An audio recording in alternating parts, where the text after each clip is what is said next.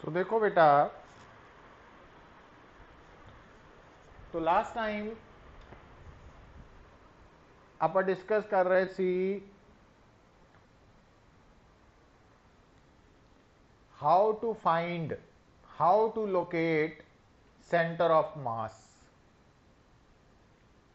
ਹੁਣ बेटा जो नेक्स्ट पार्ट आप डिस्कस करन जा रहे हैं, देखो वे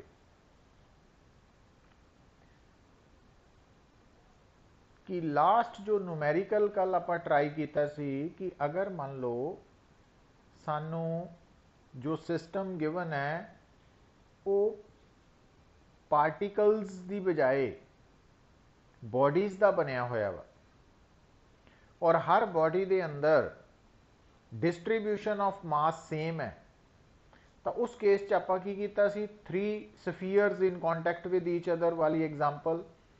तो असी हर स्फीयर के सेंटर ऑफ मास जो कि वो ज्योमैट्रिकल सेंटर पर है, तो उन्होंने पार्टिकल मन के तो उन्होंने तीनों पार्टिकल्स का सेंटर ऑफ मास निकाल लिया सी ना, वो सिस्टम का सेंटर ऑफ मास आ गया। हुण इस एग्जाम्पल नूं असी अगर फरदर एक्सटेंड करते हैं बेटा कि देखो थानू गिवन हो सकता वा से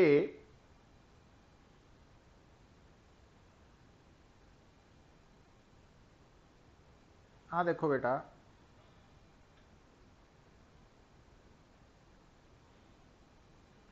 आ एक अल्फाबैट दिता होया और इसकी शेप रिजेंबल कर रही है एल दे नाल और थानू इस दियां डायमेंशनस दित्तियां वा बेटा पिछे आ है 2 मीटर, आ है 1 मीटर, आ है 2 मीटर, आ है 1 मीटर, है ना, 1 मीटर 1 मीटर। सो ये डायमेंशनस गिवन है बेटा और थानू बोलिया जाता वा find the centre of mass of this alphabet. इस अल्फाबैट का सेंटर ऑफ मास निकालो। हुण देखो बेटा लिसन, हुण तुसी की करना वा, ये जो सिंगल अल्फाबैट एल है तुसी इस दे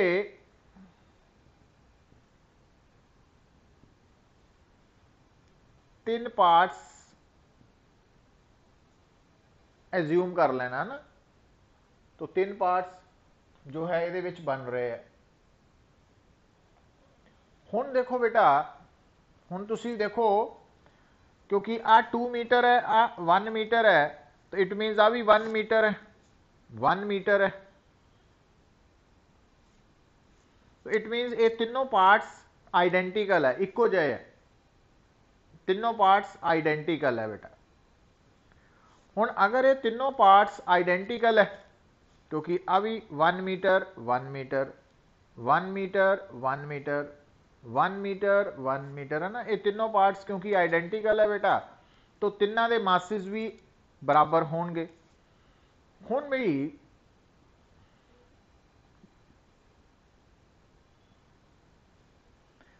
हुण क्योंकि डिस्ट्रीब्यूशन ऑफ मास यूनिफॉर्म है, तो जिहड़ा नंबर 1 है, नंबर 1 तो इनू आपां equivalent to centre of mass कित्थे ले लेना बेटा, ये ज्योमैट्रिकल सेंटर ते। तो आ जिहड़ा पॉइंट है वो फस्ट पोर्शन का सेंटर ऑफ मास है,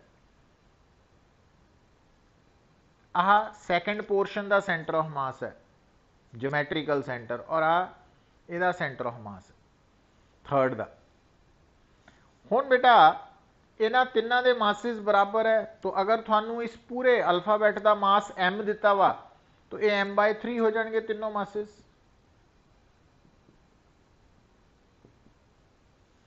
हुण इहदी लोकेशन किदां निकालनी है पुत, जे आपां इहनू इस सेंटर ऑफ मास नू ओरिजिन मान लैने आ,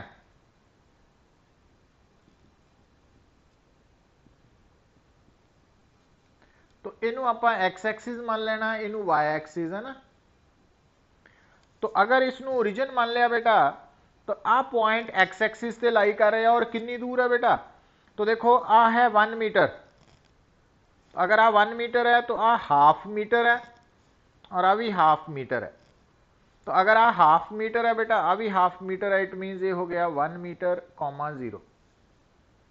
अच्छा इसी तरह जेड़ा आ पॉइंट है ये वाई एक्सिस पे है तो इसका एक्स कोआर्डिनेट 0 है और वाई कितना होएगा बेटा, क्योंकि आ भी 1 मीटर है, सॉरी हाफ मीटर है और आ भी हाफ मीटर है, आ भी हाफ मीटर है, अभी हाफ मीटर है ना, क्योंकि टोटल 2 मीटर है। तो आ हो गया 1 मीटर। तो हुण इत्थे आपां जिहड़े पोजीशन कोआर्डिनेट्स निकाले है उहदे विच असीं जिहड़ा नंबर 1 का सेंटर ऑफ मास है उन्होंने ओरिजिन मन के निकाले है बेटा, तो ये 0 0 है, तो वो अकॉर्डिंगली थोड़ा आंसर आ सकता है ना। तो हुण ये हो गया m1 x1 y1 m2 x2 y2 m3 x3 y3 और उतों xcm ycm निकाल सकते हैं। पर अगर बेटा वो थानू बोले स्टेटमेंट नू ध्यान नाल पढ़ना, जे तां कुछ नहीं बोलिया स्टेटमेंट थानू कहा गया कि इस एल शेप का सेंटर ऑफ मास लोकेट करो, फिर तो आपां जिहड़ा 3 पोर्शन बराबर वाले उन्हां चों एक पोर्शन जिहड़ा सीगा फर्स्ट, तो उहदे सेंटर ऑफ मास नू ओरिजिन मन के असी बाकियां दे कोआर्डीनेट्स लिख के प्रोसीड किया ना। पर कई बार वो पता की कह सकता, तो वह थानू कह सकता वा कि तुसी सेंटर ऑफ मास इस कॉर्नर नू मनना, इनू मनना कॉर्नर, तो इनू मैं रैड लई नाल, तो अब ब्लैक वाला अलग हो गया रैड वाला। जे आप इनू कॉर्नर वाले नू ओरिजिन मन के सॉल्व करना तो फिर आ हो गई बेटा एक्स एक्सिस और फिर आ हो गई वाई एक्सिस। तो मैं इको डायग्राम ते 2 अलग तरह नाल सॉल्व कर रहा हुण बेटा आ जिहड़ा पॉइंट है हुण इहदे कोआर्डीनेट्स 0 0 नहीं होणगे, हुण ये half, this is half and half, और ये कोआर्डीनेट्स की होंगे आ हाफ, ये 1 है और आ हाफ है 3/2 और ऊपर नू हाफ है, और ये कोआर्डीनेट्स की होंगे अलोंग एक्स एक्सिस हाफ है और वाई वाल 3/2। मतलब अगर उन्हें स्पैशली तुहानू कहा कि तुसी इस कॉर्नर नू ओरिजिन मनना, फिर इन्हां तिन्नां दे पोजीशन कोआर्डीनेट्स रैड वाले आएंगे, तो फिर आ m1 है और आ x1 y1 m2 x2 y2 m3 x3 y3। पर जे उन्हें कुछ नहीं किया, उन्हें सिंपली किया कि इस अल्फाबैट की इस एल शेप का सेंटर ऑफ मास निकालो, फिर तुसी फ्री हैं, फिर तुसी जिन्हों मर्जी ओरिजिन मान सकते। पर जे उन्हें स्पैशली दसिया वा स्टेटमेंट, फिर वही लेना पएगा। तो वो अकॉर्डिंगली तुसी दोनों तरीके नाल आंसर निकाल के देखना बेटा। तो तुसी दोनों तरीके नाल आंसर निकाल के देखना, रेड वाले नाल भी और ब्लैक वाले नाल भी, एक्सीएम ते वाईसीएम, है ना। तुसी पता कि नोट करोगे कि मैथमेटिकली डिफरेंस आ जाएगा बट ज्योमेट्रिकली वही पॉइंट आएगा, दोनों पॉइंट सेम होंगे, मतलब ओरिजिन के अकॉर्डिंगली दूरी चेंज होएगी बट आंसर च लिखन लई फर्क होएगा, बट अदरवाइज मीनिंग सेम होएगा, मीनिंग सेम कन्वे होएगा। क्योंकि जेड़ा तुसी रेड कलर वाला कोआर्डीनेट्स निकाले है वो रेड कलर वाले ओरिजिन तो मेजर होने हैं ना, तो जेडे ब्लैक कलर वाले कोआर्डीनेट्स है वो ब्लैक कलर के ओरिजिन तो मेजर होने हैं। तो इस करके वो कोआर्डीनेट्स के आंसर च फर्क होएगा बट मीनिंग सेम होएगा, रिजल्ट जो एक्सप्रैस कर रहा वा वो सेम होएगा। हुण बेटा इत्थे ये तो आप गल कर रहे सी एक सिस्टम की, है ना। तो हुण बेटा हुण तुहानू देखना पएगा कि सिस्टम सिंगल है बट उन्होंने पार्ट्स के विच डिवाइड करके असीं किदां आंसर कढ़ना। पर इस तो अगली गल देखो, इनू ट्राई कर लेना बेटा।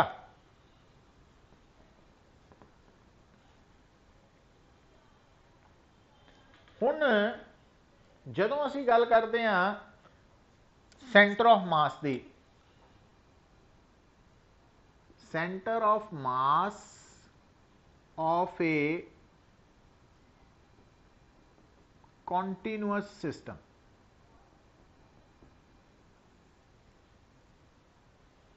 हुण कॉन्टीन्यूअस सिस्टम के बारे बेटा तुहानू मैं दसता वा बेसिकली तो देखो हर सिस्टम ही पार्टिकल्स का बनया होया,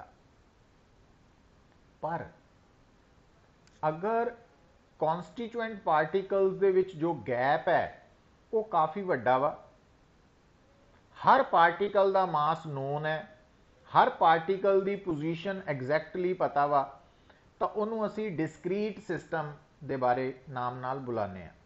पर अगर बेटा पार्टिकल्स काफ़ी नज़दीक है ना, तो उदों असी कॉन्टीन्यूअस वर्ड यूज़ करते हैं और ये सारा कुछ रिलेटिवली है। और वो मैं थानू एग्जाम्पल दसी सी कि जिस तरह अगर मान लो आप एक सिंपल एग्जाम्पल लै सकते हैं से ट्री, तो अगर तुसी दरखत के नज़दीक खड़े हैं, कोल खड़े हैं, नीचे खड़े हैं, तो थानू उस दरखत के हर पत्ते बारे, हर ब्रांच बारे थानू अलग अलग नज़र आना वा, है ना। पर उसे दरखत को जो तुसी 2-4 किलोमीटर दूरों देखना वा, तो थानू वो दरखत एक सिंगल पीस नज़र आना वा, कॉन्टीन्यूअस लगना वा। तो ये सारा कुछ रिलेटिवली है।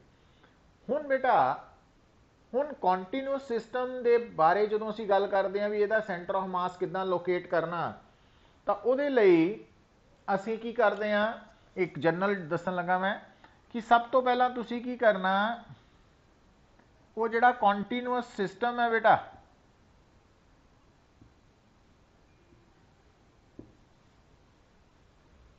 सब तो पहला तुसीं चैक करना कि वो कॉन्टीन्यूअस सिस्टम वायर की फॉर्म च है, 1 डायमेंशनल, सरफेस की फॉर्म च है 2 डायमेंशनल, बॉडी की फॉर्म च है 3 डायमेंशनल, है ना। भी जिदा अगर साडा सिस्टम है एक वायर, तो वो कॉन्टीन्यूअस सिस्टम है 1 डायमेंशनल की एग्जाम्पल इन 1D। अगर मान लो शीट ऑफ पेपर है या डिस्क है तो वो 2 डायमेंशनल है। तो अगर बॉडी है, क्यूब है, सिलेंडर है, तो वो 3 डायमेंशनल है ना बेटा।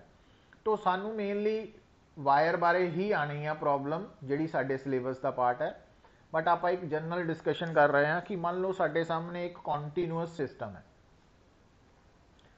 हुण बेटा इहदा सेंटर ऑफ मास लोकेट करना वा। हुण तुहानू दस्सिया होया सेंटर ऑफ मास लोकेट करन दे लई सब तो पहला तुसीं ओरिजिन सिलैक्ट करना ना, भी किहनू ओरिजिन लेना वा। तो कई बार तो थानू स्टेटमेंट दे विच दस्सिया जाएगा कि इस पॉइंट नू ओरिजिन सिलैक्ट करो, पर मोस्टली ये आपां अपनी मर्जी नाल सिलैक्ट करते हैं ना। हुण देखो, हुण मान लो ये कॉन्टीन्यूअस सिस्टम है और इहदा सेंटर ऑफ मास निकालण लई असीं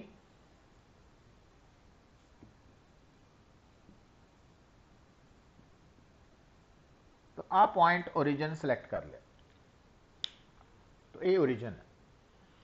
हुण बेटा आपां की करना कि कॉन्टीन्यूअस सिस्टम के नाल जदों भी असी टैकल करना बेटा, तो असी मान लेना कि साडा कॉन्टीन्यूअस सिस्टम स्मॉल एलीमेंट्स का, पार्टिकल्स का नहीं, स्मॉल एलीमेंट्स का, छोटे छोटे टुकड़ियां तो बनया वा।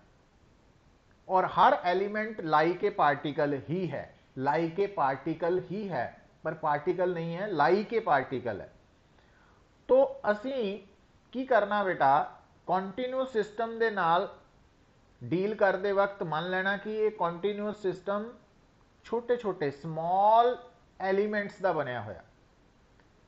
हुण वो एलीमेंट्स जिहड़े है वो इस पूरे सिस्टम च फैले हुए है, क्योंकि उन्हां तो बनया वा, उन्हां तो मिल के बनया वा। पर तुसीं डायग्राम दे विच इक्को ही एलीमेंट शो करना वा, वो जिथे मर्जी कर सकते हैं। हुण मान लो ये कॉन्टीन्यूअस सिस्टम है, तो मैं मान लिया कि ये सिस्टम जिहड़ा वा ये स्मॉल एलीमेंट्स का बनया, और मैं एक एलीमेंट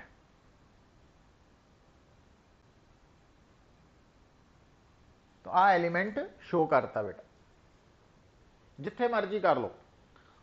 हुण क्योंकि ये एलीमेंट लाइक ए पार्टिकल है, तो जिथे तुसी इस एलीमेंट नू शो किया बेटा, तो विद रिस्पैक्ट टू ओरिजिन इस एलीमेंट का पोजीशन वैक्टर फाइंड आउट कर लेना। हुण पोजीशन वैक्टर किद्दां फाइंड आउट करांगे कि इस एलीमेंट के पोजीशन कोआर्डीनेट्स नोट कर ले। ਆਪਾਂ ਅਪਲਾਈ ਕਰਾਂਗੇ ਜਦੋਂ ਨੂਮੈਰੀਕਲ ਸੋਲਵ ਕਰਦੇ ਹੋਣੀ। ਹੁਣ ਬੇਟਾ ਜਦੋਂ ਤੁਸੀਂ ਇਸ ਸਮਾਲ ਐਲੀਮੈਂਟ ਦੇ ਪੋਜੀਸ਼ਨ ਵੈਕਟਰ ਤੇ ਪੋਜੀਸ਼ਨ ਕੋਆਰਡੀਨੇਟਸ ਨੋਟ ਕਰ ਲੈ ਤਾਂ ਤੁਸੀਂ ਪੋਜੀਸ਼ਨ ਕੋਆਰਡੀਨੇਟਸ ਤੋਂ ਪੋਜੀਸ਼ਨ ਵੈਕਟਰ ਲਿਖ ਸਕਦੇ ਹੋ, ਪੋਜੀਸ਼ਨ ਵੈਕਟਰ ਤੋਂ ਪੋਜੀਸ਼ਨ ਕੋਆਰਡੀਨੇਟਸ, ਇਹ ਪਤਾ ਵਾ ਸਾਨੂੰ। और इस एलिमेंट का मास, क्योंकि ये एलिमेंट पूरे सिस्टम का स्मॉल पार्ट है, बहुत छोटा हिस्सा वा, तो यदा मास भी फिर आप डीएम लिखना वा। डीएम मतलब very small mass, infinitesimally small mass, DM. हुण बेटा की करना आप इस डीएम नू, क्योंकि जो सेंटर ऑफ मास निकालते हैं वो फार्मूला च की लिखा होंगे M1R1, तो मास ते पोजीशन वैक्टर मल्टीप्लाई होंगे। तो यदा मतलब आप सब तो पहला इस स्मॉल एलीमेंट के मास नू इस स्मॉल एलीमेंट के पोजीशन वैक्टर नाल मल्टीप्लाई करना, ठीक है। और डिस्क्रीट च की कीता सी बेटा आप M1R1 पहले पार्टिकल का मास ते पहले पार्टिकल के पोजीशन वैक्टर नू multiply plus M2R2 plus M3R3 and so on, plus plus मतलब जोड़ना, समेशन। हुण बेटा इत्थे जिथे कॉन्टीन्यूअस सिस्टम आ जाता ना, जिथे डिस्क्रीट सिस्टम है उत्थे एडिशन आती है, समेशन। पर जिथे कॉन्टीन्यूअस सिस्टम आ जाता उत्थे समेशन की जगह इंटीग्रेशन आ जाती है, क्योंकि इंटीग्रेशन भी जोड़ना वा। तो इस करके M1R1 plus M2R2 plus M3R3 ये डिस्क्रीट सिस्टम लई है। तो कॉन्टीन्यूअस सिस्टम लिए असी स्मॉल एलीमेंट एक हाईलाइट करके उहदा मास और उहदा पोजीशन वैक्टर नोट करके उहदे मास नू पोजीशन वैक्टर नाल मल्टीप्लाई करके इंटीग्रेट कर देना।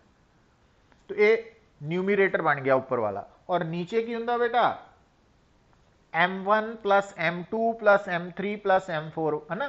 तो इत्थे M1 M2 की जगह DM का इंटीग्रेशन, और जो आंसर आएगा वो RCM आ जाएगा, दैट वुड बी RCM। मतलब उथे M1R1 plus M2R2 plus M3R3 and so on, और नीचे M1 plus M2 plus M3। पर इत्थे की करना बेटा, DM नू R वैक्टर ना मल्टीप्लाई करके इंटीग्रेट कर देना, और नीचे DM नू इंटीग्रेट कला ही करना है ना। नीचे मास ने ऐड होना ना, तो मास ने इंटीग्रेट होना, इत्थे इंटीग्रेशन आए नहीं समेशन की जगह पे। तो ये फार्मूला है जो आप कॉन्टीन्यूअस सिस्टम लिए अप्लाई करते हैं। तो ये जोड़ा सिस्टम है बेटा, इनू मतलब किसी भी कॉन्टीन्यूअस सिस्टम के सेंटर ऑफ मास नू निकालने का बेसिक फार्मूला वा। हुण बेटा थानू मैं दसिया कि जोड़ा कॉन्टीन्यूअस सिस्टम है ना, ये जनरल अप्रोच है। तो इनू आप अप्लाई करन लगे हैं, पर उस तो पहला कुछ होर बेसिक गल्लां थानू पता होनियां चाहिदियां भी कि जोड़ा कॉन्टीन्यूअस सिस्टम है वो तीन तरह नाल असी डिस्कस करते हैं, linear, surface, volume, 1 dimensional, 2 dimensional, 3 dimensional, linear, surface, volume. हुण बेटा ये थानू दसिया होया जिथे लीनियर सिस्टम है, कॉन्टीन्यूअस सिस्टम है, उत्थे एक टर्म आनी है लीनियर मास डेंसिटी। जिथे सरफेस है 2 डायमेंशनल, उत्थे आनी है सरफेस मास डेंसिटी। जिथे वॉल्यूम है 3 डायमेंशनल, उत्थे आनी है वॉल्यूम मास डेंसिटी। हुण एक्चुअली जदों आप डेंसिटी की गल करते हैं, linear density mass per unit length, जदों आप गल करते हैं सरफेस मास डेंसिटी की मास पर यूनिट एरिया, जदों आप गल करते हैं वॉल्यूम मास डेंसिटी की मास पर यूनिट वॉल्यूम। तो कॉन्टीन्यूअस सिस्टम जो है बेटा थोड़े सामने ये तीन तरह नाल डिस्कस होना, लीनियर, सरफेस, वॉल्यूम। हुण इहदे नाल लीनियर नाल डील करते वक्त लीनियर मास डेंसिटी, और साडे सिलेबस च लीनियर ही है, इस करके आपां इहदे ते ही कंसनट्रेट करना बेटा। हुण देखो हुण आपां इहनूं विद एग्जाम्पल गल करन लगे हां। देखो बेटा,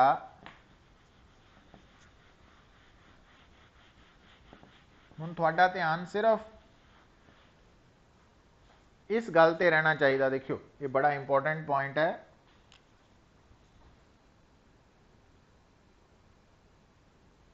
लीनियर मास डिस्ट्रीब्यूशन मतलब एक वायर है, हुण वायर है, वायर स्ट्रेट भी हो सकती है, कर्व्ड भी, कोई परवाह नहीं है ना। हुण आ जिहड़ी वायर है पुत, लीनियर मास है ना, तो आपां इहनूं प्रैफरेबली स्ट्रेट नाल ही समझण की कोशिश करन लगे हैं भी आ स्ट्रेट है। हुण बेटा एक गल समझ लो, क्योंकि जिहड़ी वायर है, शीट है, बॉडी है, वो एक्चुअली कादी एग्जाम्पल है? कॉन्टीन्यूअस मास डिस्ट्रीब्यूशन की। पहला स्टैप। अगला स्टेप, वन डायमेंशनल है, 2 है कि 3 है? वायर वन डायमेंशनल है, शीट 2 है, बॉडी 3 है। तो हुण बेटा ये वायर है, इसका मतलब ये वन डायमेंशनल प्रॉब्लम है। चौथा स्टेप की सी पुत्त इहदे च? कॉन्टीन्यूअस सिस्टम नाल डील करते वक्त आपां पार्टिकल्स नूं छड्ड के स्मॉल एलीमेंट्स ते ध्यान देना। और जिहड़े स्मॉल एलीमेंट्स है वो इन्ने छोटे है, छोटे कि वो जस्ट लाइक पार्टिकल ही है, पर वो पार्टिकल नहीं है, जस्ट लाइक पार्टिकल है। दो चीज़ां 'च फर्क है पुत्र। हुण ये जिहड़ी वायर है पुत्र, ये वायर है,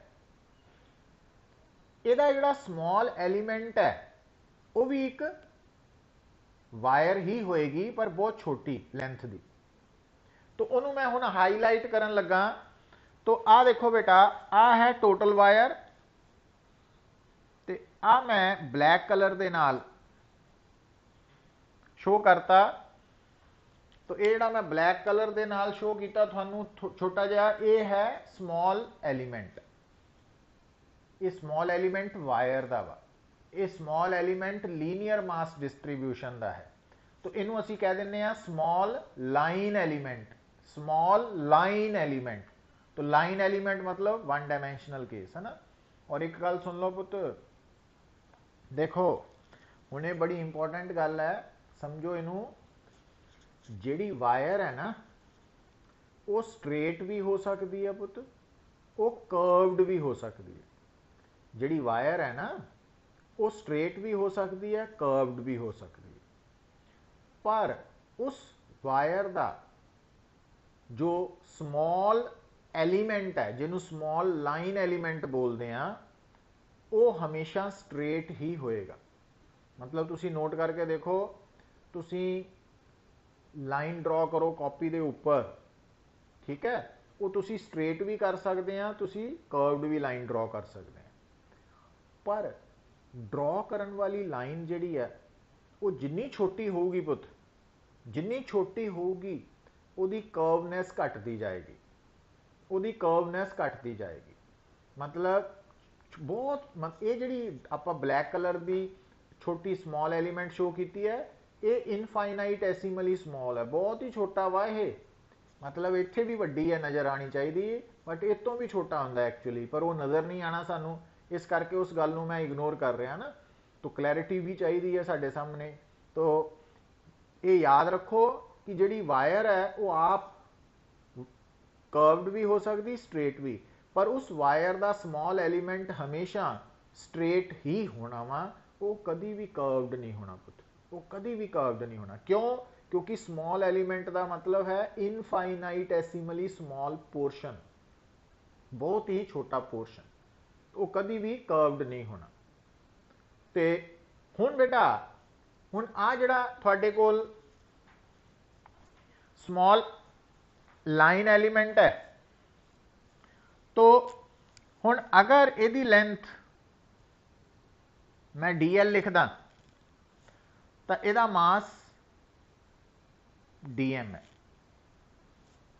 तो मास भी छोटा, लेंथ भी छोटी। तो जिहड़ी लीनियर मास डेंसिटी है पुत, ध्यान दियो,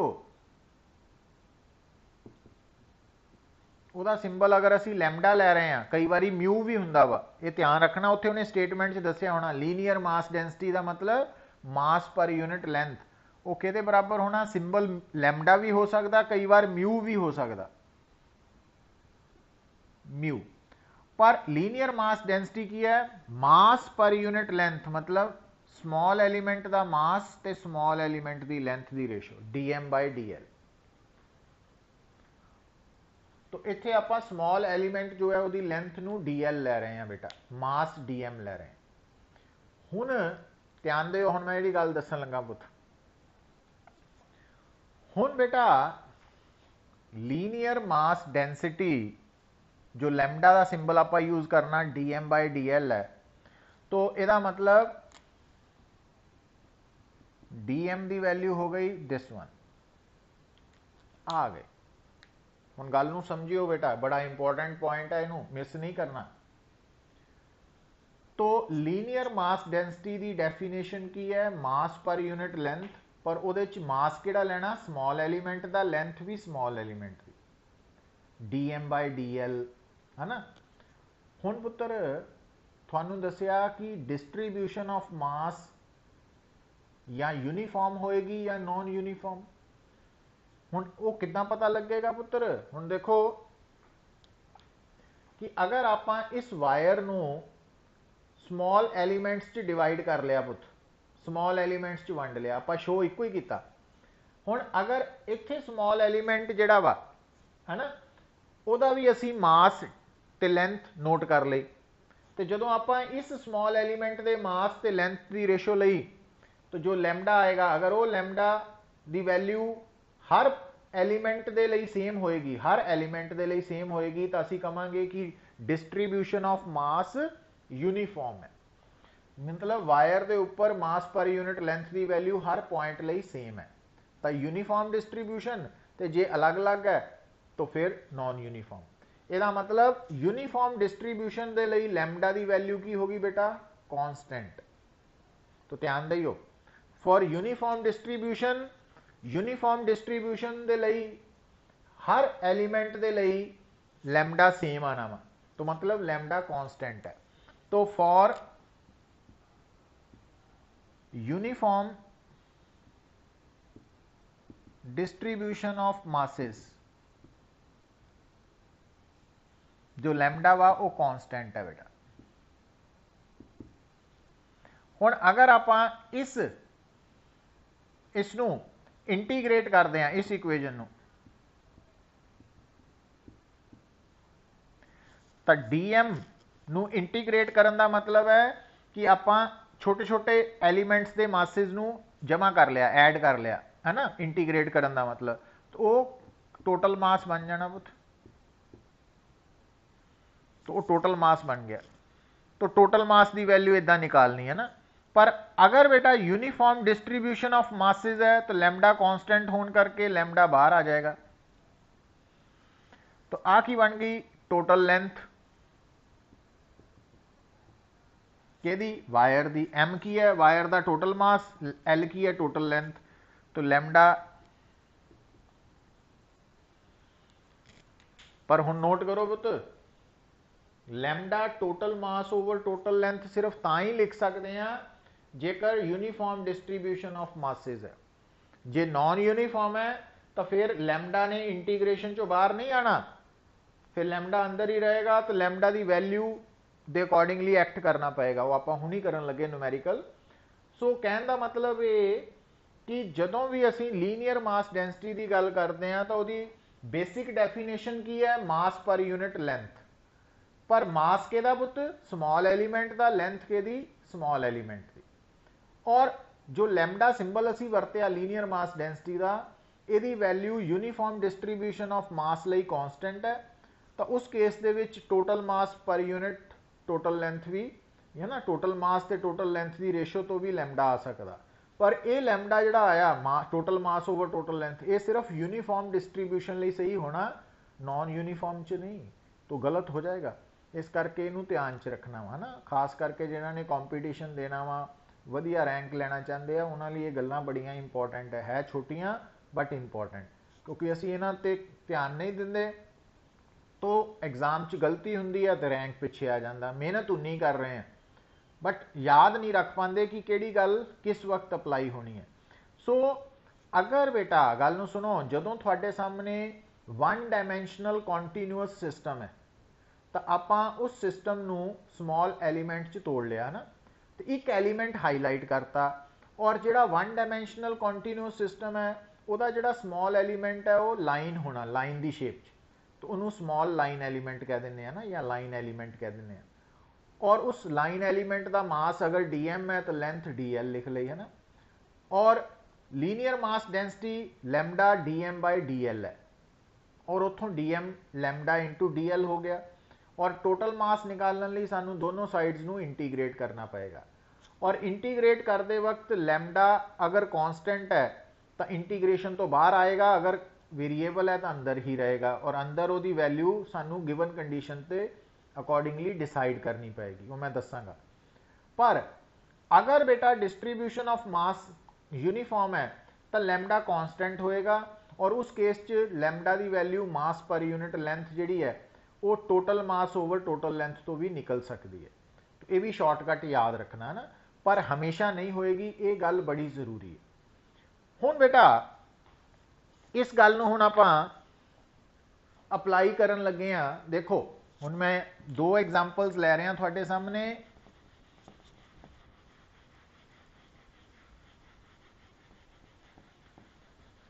सपोज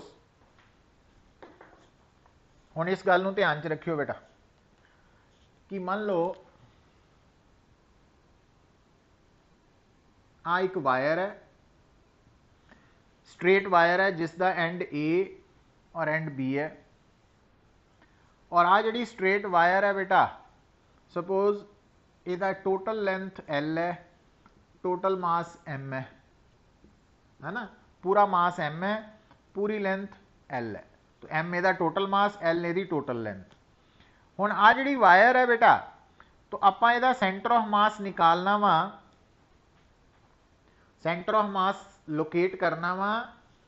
तो पहली कंडीशन है when mass distribution is uniform.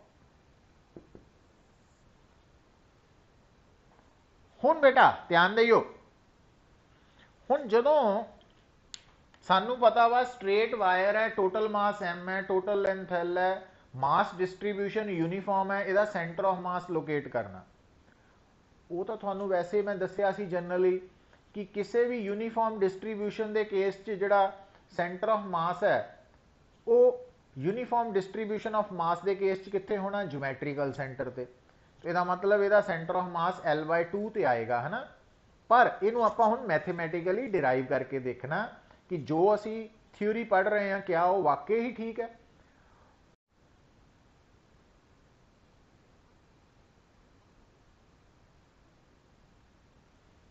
देखो बेटा हुण सेंटर ऑफ मास लोकेट करने लई सब तो पहला स्टैप ओरिजन, तो आपां ओरिजन इस एंड नूं मान लैने पुत, तो आ एंड ओरिजन है। और काम नूं सौखा करने लई आपां ये जिहड़ी लाइन है इनू असी मान लैने अलॉन्ग एक्स एक्सिस लाई कर रही। हुण बेटा आ मैं शेड करके स्मॉल एलीमेंट शो करता, हाईलाइट करता ना वाला पोर्शन ब्लैक वाला। तो ये जिहड़ा स्मॉल एलीमेंट है इसका मास डीएम करता पुत, वैसे लेंथ आप डीएल लिखना प्रैफर करते हैं पर कोई जरूरी नहीं है।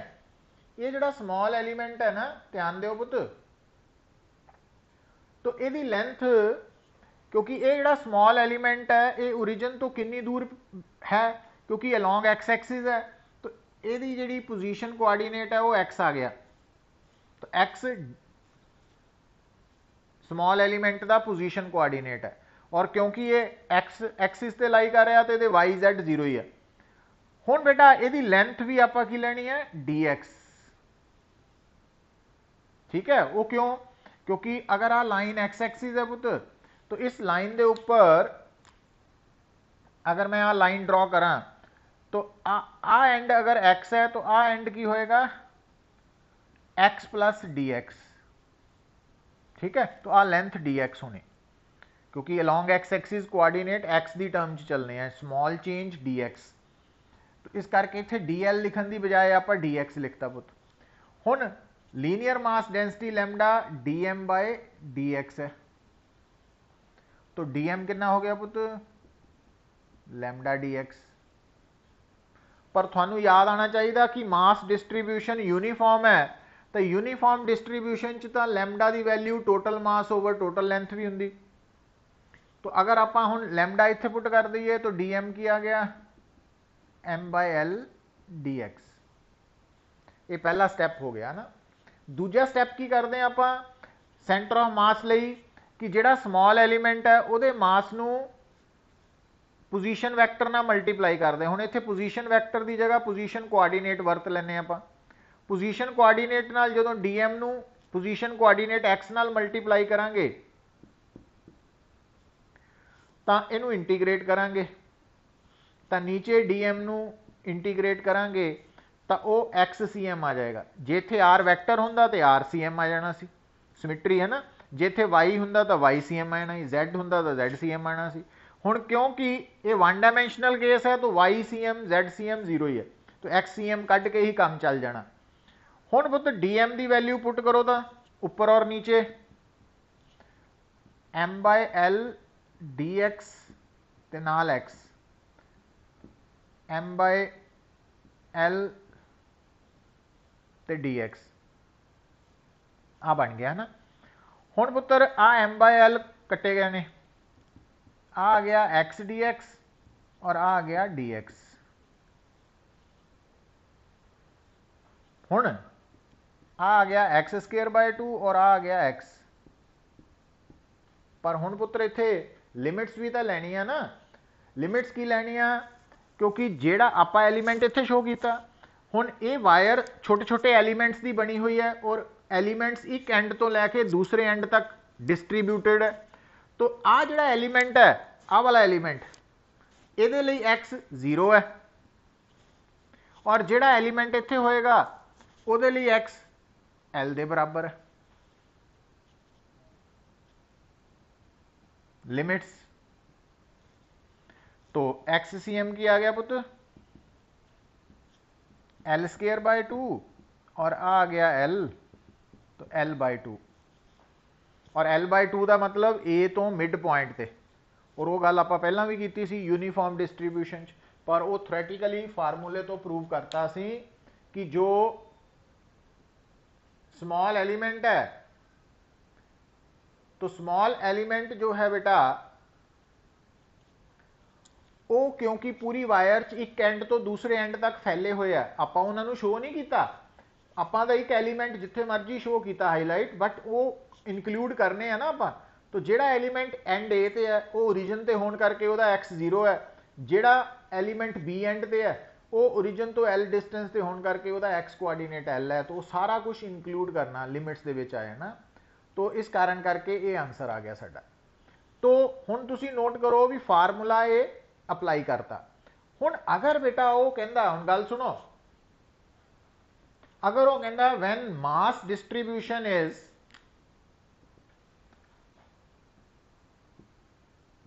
नॉन यूनिफॉर्म, तो अगर नॉन यूनिफॉर्म है तो इट मीनस एक तो आप लैम्डा नू एम बाय एल नहीं लिख सकते, फिर की लिख सकते हैं, वो गिवन होएगा। तो वो सानू कह रहा कि असी एंड ए नू ओरिजिन लेना वा, और जो लैम्डा की वैल्यू है वो के एक्स से डिपेंड करती है, के कॉन्स्टेंट है पुत। तो उन्हें सानू आ इक्वेजन देती है कि ये जिहड़ी वायर है ना, हुण सैकेंड न्यूमैरिकल च उन्हें कहा कि जिहड़ी तुहाडे सामने वायर है उहदे अंदर मास डिस्ट्रीब्यूशन नॉन यूनीफॉर्म है। वो कवे ना कवे, अगर वो कह दे ना कि लैम्डा की वैल्यू तो के एक्स से डिपेंड करती है और वायर का ए एंड ओरिजिन है, तो यदा मतलब जेड़ा पॉइंट ओरिजिन तो जिन्नी दूर होएगा उत्थे लैम्डा लीनियर मास डेंसिटी ज़्यादा होएगी, है ना, एक्स से डिपेंड करती। यदा मतलब पॉइंट इस वायर के अंदर हर पॉइंट पे मास डिस्ट्रीब्यूशन सेम नहीं है, नॉन यूनीफॉर्म है, अंडरस्टूड ही है। तो इस करके जे लैम्डा कांस्टेंट है only then mass distribution is uniform. तो हुण लैम्डा की वैल्यू अगर सानू के एक्स देती, के कॉन्स्टेंट है, एक्स वेरीएबल है, तो हुण इस केस के विच बेटा सेंटर ऑफ मास निकालण लई बेसिक फार्मूला आ तो उही रहना, पर इत्थों हुण चेंज आ जानी बेटा, हुण इत्थों चेंज आ जानी है। हुण देखियो हुण वो चेंज की आ गई कि हुण डी एम की वैल्यू लैम्डा डी एक्स है और लैम्डा की वैल्यू थानू दिती हुई है के एक्स। तो हुण डी एम की वैल्यू इत्थे पुट करांगे आपां के एक्स डी एक्स और नाल आ एक्स है, और नीचे बेटा डी एम की वैल्यू की है के एक्स डी एक्स। तो लिमिट्स की आनगियां बेटा, जिहड़ा एलीमेंट इत्थे है उहदे लई 0 और जिहड़ा इत्थे है उहदे लई एल। हुण के तो कटिया गया, बाहर निकल गया गेम चो। हुण उपर की आ गया पुत्र एक्स स्केयर डी एक्स, ते नीचे की आ गया X D X, 0 to L 0 to L. हुण आ तो बन जाना वा एक्स डी एक्स है ना, तो ये एक्स स्केयर बाय 2 और आ बन जाना X cube by 3 is equal to, ऊपर आ गया एल क्यूब बाय 3, नीचे आ गया एल स्केयर बाय 2। तो एल, तो हुण जिहड़ा सेंटर ऑफ मास आया वो एल बाय 2 ते नहीं आया, 2L बाय 3 ते आया। पर तुसी जो फॉलो करना बेटा वो है कि अगर साडे को वायर है और वो distribution of mass non uniform है, तो लीनियर मास डेंसिटी जो है लैम्डा, ਉਹਦੀ वैल्यू वेरीएबल किद्दां दित्ती होएगी, वो दित्ती होनी है, तुसी नहीं याद करनी, तुसी याद नहीं करनी, तो वो गिवन होएगी है ना। तो हुण जिद्दां वो के एक्स प्लस के एक्स लिख सकदा। हुण मान लो किसी न्यूमैरिकल च तुहानूं कह सकदा कि जिहड़ी वायर है ਉਹਦਾ एंड ए ओरिजिन है और origin wire is lying along x axis, और यदि लीनियर मास डेंसिटी लैम्डा जो है वो के एक्स प्लस ए है, ए भी कॉन्स्टेंट है, ए की जगह 5 लिखता, इदा कह सकता भी के एक्स प्लस 5 है। तो बस स्टैप्स वही रहने हैं पुत, इंटीग्रेशन आनी चाहिए है, तो एक्सीएम कढ़ना आना चाहिए है ना, तो स्टैप्स उदा ही रहने हैं, बस लैम्डा की वैल्यू पुट करनी है। तो जब कि जे यूनीफॉर्म डिस्ट्रीब्यूशन है वायर के केस तो लैम्डा की value total mass over total length put कर लेनी है, तो जे नॉन यूनीफॉर्म है तो लैम्डा की वैल्यू थानू दिती होएगी, याद नहीं करनी तुसी, वो गिवन होएगी। ठीक है, तो वो बाकी आप जो प्रॉब्लम्स करांगे वो अकॉर्डिंगली भी पता लगेगा। सो ये है regarding how to find centre of mass in case of continuous body. पर साडे सिलेबस किहड़ी है, सिर्फ 1 डायमेंशनल वायर ही है, और वो बिहाफ से तुहानू न्यूमैरिकल्स भी आ सकते हैं, आर्टिकल भी आ सकता, तो आप कर लिया। तो इत्थे तक किसी को कोई डाउट है बेटा? चिराग, समूहन, साहिल,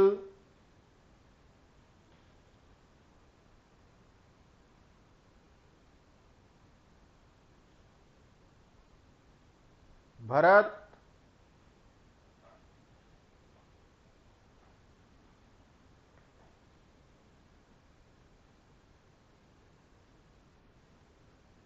आर्यन,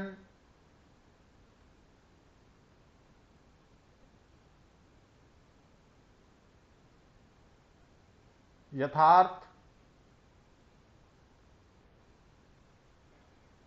लक्ष्या,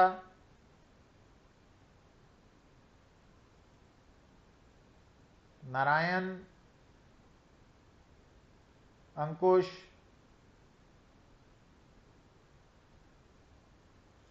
नवनीत।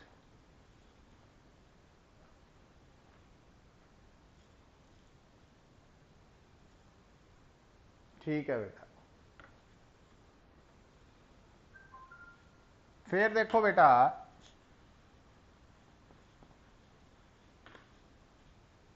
हुण आपां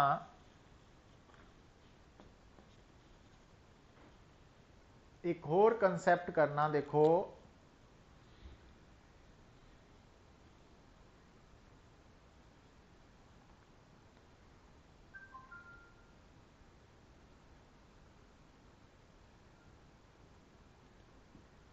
velocity of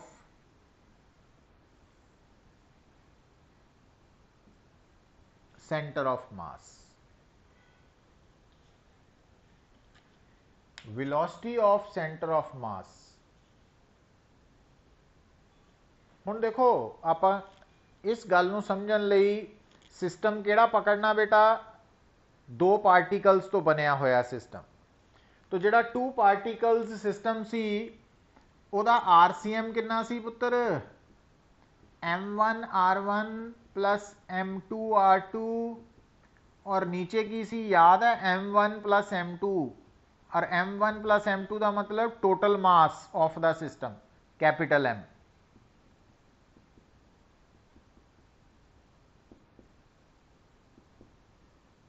mass of the system, ठीक है। नीचे हमेशा total mass of the system है, और वो जो टोटल मास है बेटा, ठीक है, वो तुसी दो पार्टिकल्स लिए M1 प्लस M2 है, तीन लिए M1 plus M2 plus M3 and so on है, ये याद रखना। नाउ हुण बेटा M RCM इदा बन गया। हुण टोटल मास भी कांस्टेंट है ते mass of each and every particle भी कांस्टेंट है। R1 है फर्स्ट पार्टिकल दा पोजीशन वेक्टर, R2 है सेकंड पार्टिकल दा पोजीशन वेक्टर, RCM है सेंटर ऑफ मास दा पोजीशन वेक्टर। हुण अगर बेटा differentiating both sides with respect to time, तो ये बन जाना dRCM/dt, क्योंकि मास तो कांस्टेंट ही है, वो बाहर निकाल लिया। इदा ही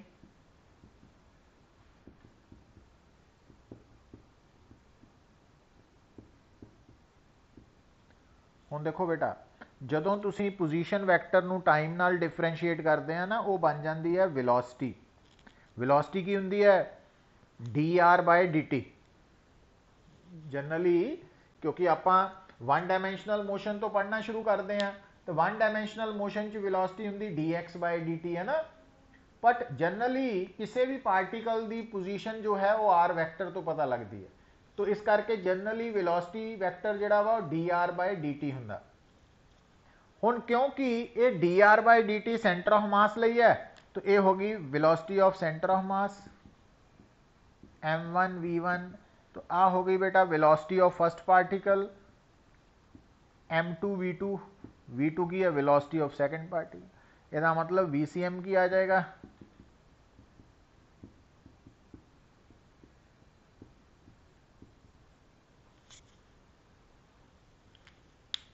तो अगर थोड़ा सिस्टम दो पार्टिकल्स तो बनया बेटा, गल नूं सुनो, तो दो पार्टिकल्स तो अगर बनया, पहले पार्टिकल का मास M1 है वेलोसिटी V1 है, दूजे का मास M2 है वेलोसिटी V2 है, तो थोड़े सिस्टम का सेंटर ऑफ मास की वेलोसिटी की है M1 V1 plus M2 V2 over M। पर ये ध्यान दियो बेटा, ये M1 V1 च V1 वैक्टर फॉर्म च है, ठीक है ना, V2 भी वैक्टर फॉर्म च है, तो ये कोई सिंपल एडिशन नहीं हो रही M1 V1 plus M2 V2, vector addition है। हुण इस करके जदों आपां ये फार्मूला यूज़ करना ना, मैगनीट्यूड एज वैल एज डायरैक्शनस नूं प्रॉपरली कंसीडर करना वा। तो जद कि क्योंकि सानू आदत पई है मैगनीट्यूड्स नाल डील करन दी ज़्यादा केसिस, इस करके असी डायरैक्शनस बारे ध्यान नहीं दे पाने, है ना, तो वो सानू फिर पे कर दी है एग्जाम दे विच कि मार्क्स डिडक्शन हो जाती है। तो अगर आपां ये गल्लां नूं दिमाग च रखांगे कि मैं हुण एक्सलरेशन नाल डील कर रहा, वेलोसिटी नाल डील कर रहा, डिसप्लेसमेंट नाल डील कर रहा, मोमेंटम नाल डील कर रहा, फोर्स नाल डील कर रहा, तो मैं डायरैक्शन नूं भी इक्वल वेटेज देनी है। पर जे मैं स्पीड दे नाल, डिस्टेंस दे नाल, मास दे नाल, टाइम दे नाल डील कर रहा, फिर डायरैक्शन का सवाल ही पैदा नहीं होंदा, कोई रोल नहीं है। तो ये दिमाग च पॉइंट्स बार बार आने चाहिए पुत्र। मतलब फिर बार बार मैं एको गल तुहानू की कर रहा कि ज़्यादातर हुण आपां एज ए टीचर 25 साल हो गए सानू पढ़ाते ना, वो असी यही देखते हैं कि स्टूडेंट्स इन्हां गल्लां ते जिहड़े ध्यान नहीं दिंदे वो पिछे रह जाते हैं, बाकी मेहनत सारे उन्ने ही कर रहे होंगे, बट वह रिजल्ट सिर्फ वो स्टूडेंट्स ही मैक्सीमम लै पाते हैं जिहड़े इन्हां पॉइंट्स नूं समझ पाते हैं या याद रख पाते हैं। मतलब दिमाग च उन्होंने पता वा भी ये गल इस तरह अपलाई होनी है, ठीक है। पता होंदा वा भी वेलोसिटी का फार्मूला लिखना, पर डायरैक्शन का कोई ध्यान ही नहीं दिता और रिजल्ट गलत हो जाना। तो इस करके पुत्र बार बार मैं कर रहा कि ये पॉइंट्स से स्ट्रैस देनी है। हुण ये तो हो गया VCM किदां कढ़ना है ना। और अगर मान लो सिस्टम 3 पार्टिकल्स है तो फिर की होना प्लस M3V3, तो नीचे तो टोटल मास च आ ही जाना M1 plus M2 plus M3। जे 4 है तो प्लस M4V4, है ना। नीचे तो टोटल मास आना ही है, जिन्ने भी पार्टिकल्स है उन्होंने मासिस नूं ऐड कर लेना। तो यदा मतलब ये तो हो गया साडे कोल velocity of centre of mass निकालना है ना। 2 लई दस्या, 3 4 5 लई आप ही कर सकते हैं तुसी लोग, कोई प्रॉब्लम नहीं है। इसी तरह बेटा अगर आप गल करिए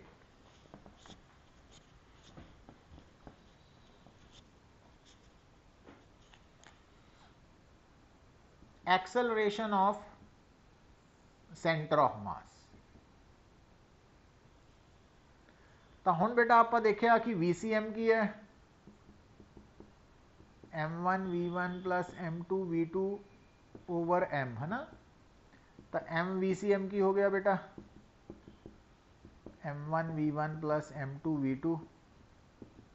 हुण आप अगर इनू डिफरेंशिएट करिए both sides with respect to time,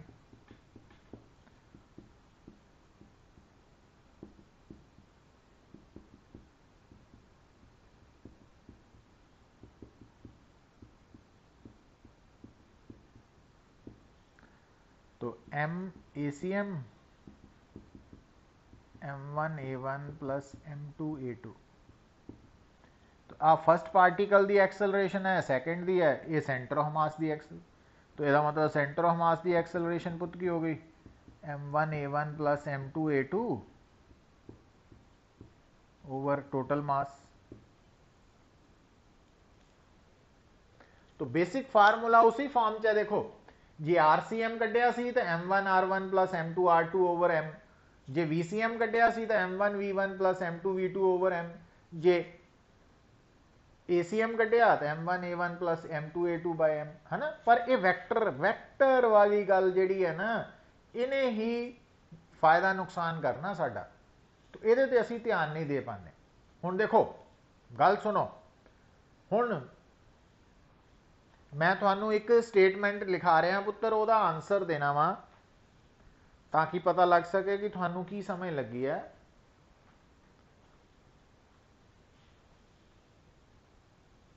लिखो there are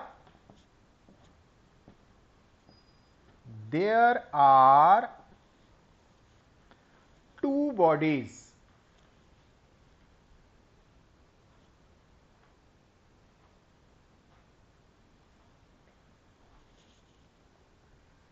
there are two bodies, one is moving vertically downward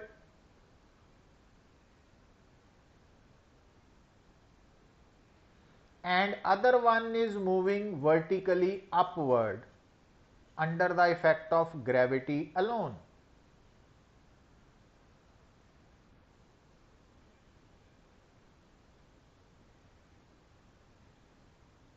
एक बेटा नीचे नू आ रही है, दूसरी ऊपर नू जा रही है। फाइंड द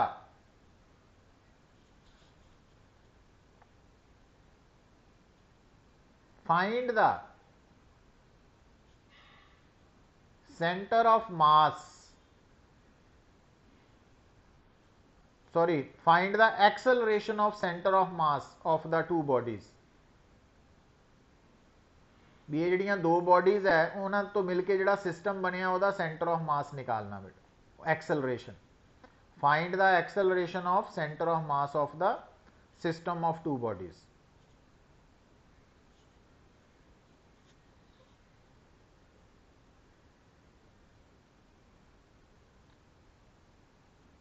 कौन आंसर करेगा पुत्र थोड़े चों?